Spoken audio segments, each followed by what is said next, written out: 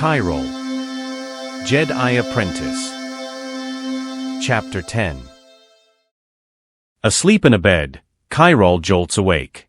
He looks around, taking in his surroundings. He realizes where he is. He's back on Tython in the medical wing, before a medical droid comes up to him. It's okay, Padawan. You are safe. Kyrol is about to ask for answers, but he notices something shiny peeking out from the right side of the white sheet on the bed. Pulling his right arm back, he sees it, a new cybernetic arm with a predominant silver color with hints of bronze. Kyrol just stares solemnly at his new appendage, not even noticing the droid anymore. The door to the medical room opens. Kyrol! Says Liam in excitement as both he and Daisha run up to hug him. Wincing in pain, the two quickly stop. Sorry. What do you remember? I remember us finding the cult and Master Zunmink was.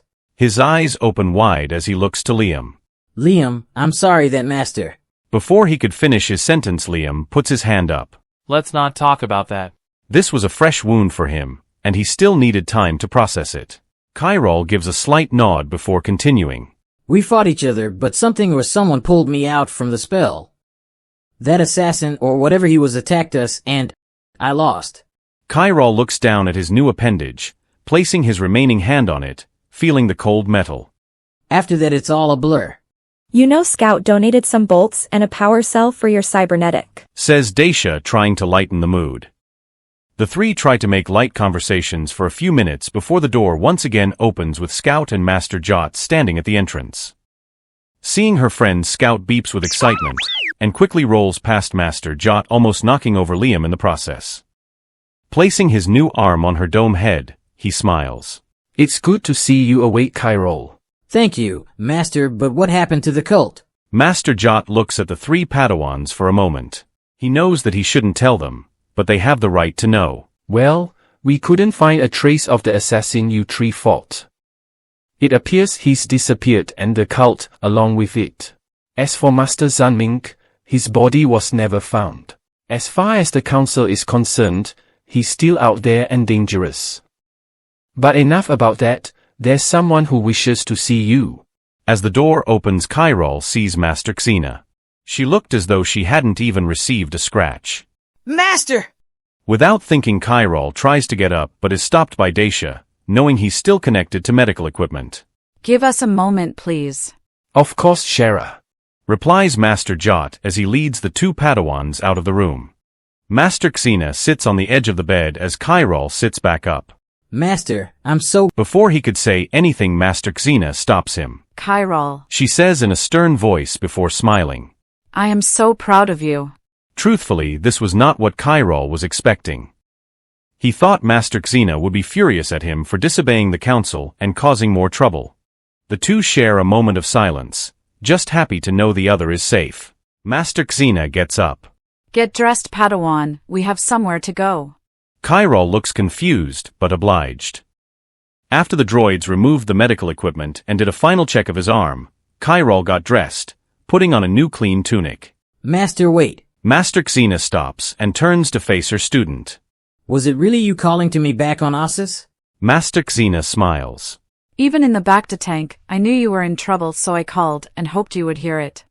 Kyrol puts on his brown robe and takes one last look at his mechanical arm before following Master Xena, Master Harkin, Daisha, and Liam. The Jedi all walk silently towards a turbolift. As it shuts, the Padawans are nervous about what's going on. The door opens as the Masters walk, followed by the Padawans, leading them to another door. Master Harkin presses a button on the control matrix and the door opens, revealing a circular room with 12 chairs. Sitting in those chairs were all Jedi. The Padawans were in the Jedi Council chambers as the Masters bowed in respect, followed by the Padawans. Step forward, Padawans, says a human female Jedi. The three approach the center of the chamber as if they were on trial, and in a way they were. Do you know why we have called you here today? Yes, Master. What you did was reckless, dangerous, and impulsive. You nearly could have been killed. The Padawans lower their heads in shame. However, through your reckless actions, you discovered the truth about the attacks and helped put a stop to it. Furthermore, showed great courage and resilience to fight the dark side. You should be proud of this, Padawans. The three Padawans softly smile while raising their heads back up to face the council. Do not think your actions will go unpunished. There are consequences. Right now, we would like to offer our gratitude, and if you wish, grant the three of you the rank of Jedi Knight. The Padawans are shocked by this, thinking that they were just here to be scolded or worse. We will give you a moment to talk it over amongst yourselves. They are ushered out of the room so they can talk privately. After a few minutes, they re-enter the council chambers as Liam speaks. We have come to the decision that we will not be taking the rank of knight. We feel that though we have proved ourselves, we still have more to learn. We would like to remain as Padawans until our masters think we are ready. As Kyrol says this, he sees Liam with a mournful look. Very well then. You will remain Padawans until your masters deem you ready. They bow respectfully to the council, and as they leave the council stops Liam for one moment, causing Kyrol and Dacia to turn around and listen.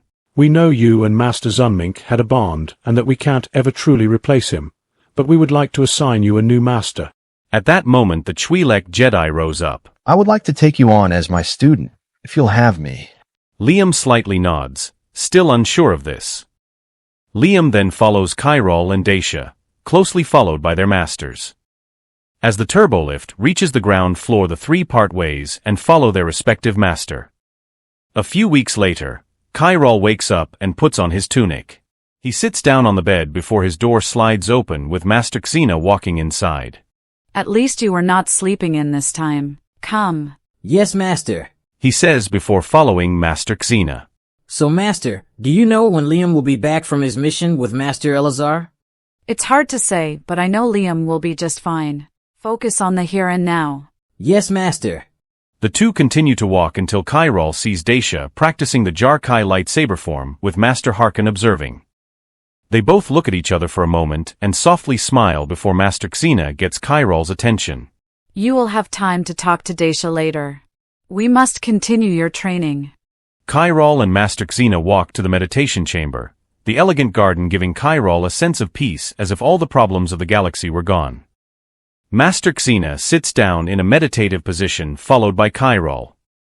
As he closes his eyes, he receives a vision. The same vision from when he got his Kuiper crystal 3 years ago, of a silhouetted hooded man and a little girl standing in a field. However, this time the vision becomes a bit clearer, even though he couldn't see their faces, they oddly seemed familiar to him. The only thing that Kyrol could make out was the young girl's fiery bright red hair. He tries to figure out the nature of this vision. Let's begin. Kyrol snaps out of his thought and nods. Yes, Master. There is no emotion, there is peace. There is no ignorance, there is knowledge. There is no passion. There is serenity. There is no chaos, there is harmony. There is no death. There is the Force.